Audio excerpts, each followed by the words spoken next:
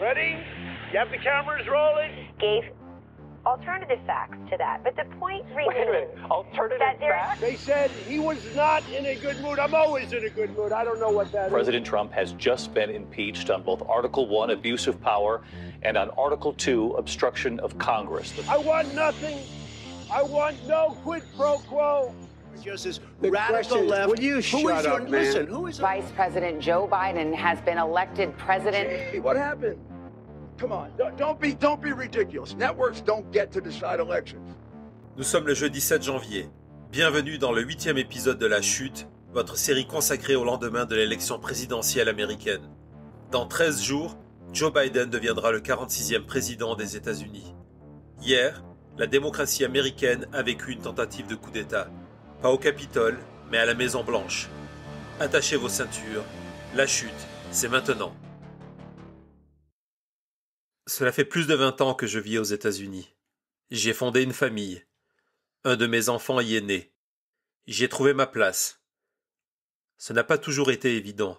J'ai eu mes doutes, et mes certitudes aussi, dont celles tellement complexes à expliquer qu'ici, tout est possible. Depuis 4 ans, j'assiste à la chute de ce pays que j'aime profondément. Hier, mes émotions ont balancé entre colère et tristesse. La dernière fois, c'était aussi la première, c'était le 11 septembre 2001. Non, bien sûr, je ne compare pas une attaque terroriste et ses milliers de morts à l'assaut du Capitole par un groupe d'extrémistes. Pour tout dire, pour tout vous dire, aujourd'hui je n'ai même pas envie de vous parler de ces hommes et ces femmes, casquettes rouges, vissés sur leur crâne. Je n'ai pas envie de revenir sur ce moment où les débats du Congrès ont été suspendus car ils venaient d'envahir le Capitole. Je n'ai pas envie de vous parler de ces membres de la sécurité contraints de se barricader dans la Chambre des représentants, brandissant leurs armes pour pouvoir se défendre. Je n'ai pas envie de vous parler de ces photos d'extrémistes, dont l'un, installé au bureau de Nancy Pelosi, et d'autres, saccageant le Sénat à la recherche des listes de certification des grands électeurs. Eux ne m'intéressent pas. Eux ne sont que les pantins d'une tragédie. Non, celui que je vise aujourd'hui est terré à la Maison-Blanche. Celui qui m'intéresse était mercredi matin dans les rues de Washington, demandant à ses troupes de fidèles de marcher sur le Capitole. Donald Trump est un salaud, un monstre. Il est responsable de chaque geste de violence et de chaque insulte hurlée hier contre la police et contre la presse. Rien de ce qui est arrivé le 6 janvier 2021 est le fruit du hasard, de la faute à pas de chance, d'un concours de circonstances. Tout ce qui est arrivé, tout, est le résultat d'une volonté de destruction, une volonté organisée et planifiée. Pas hier, pas la semaine dernière, mais depuis 2015. Le programme de Trump, c'est la chute de la démocratie américaine. Pourquoi ? Je ne sais pas. Peut-être est-il sous influence de conseillers de l'ombre ou d'une puissance étrangère. Peut-être parce que quelqu'un est venu lui souffler à l'oreille que la démocratie américaine, vendue comme la plus grande des démocraties, était en réalité un géant de papier, à la merci d'un dictateur, d'un homme à poigne, prêt au pire pour s'en emparer. Dans tous les cas, pendant 4 ans, Trump a tout fait pour la faire basculer à son profit, normalisant l'inadmissible et divisant chaque jour un peu plus le pays. Diviser pour mieux régner. Hier, les États-Unis ont récolté les fruits de cette division. Tout était prévisible. Rien n'était secret. Le coup d'État de Trump s'est joué en pleine lumière. D'abord, ses éléments de langage et ceux de son entourage. Depuis des semaines, les paraboles, les exemples, étaient de plus en plus guerriers. À chaque occasion, il était question de combat, de lutte, d'ennemis. Et ces derniers jours, la tendance s'est accélérée. Prenons les 2 derniers discours de Trump. L'un en Géorgie, lundi, l'autre à Washington, quelques minutes avant l'attaque du Capitole. Ils en sont les parfaits exemples.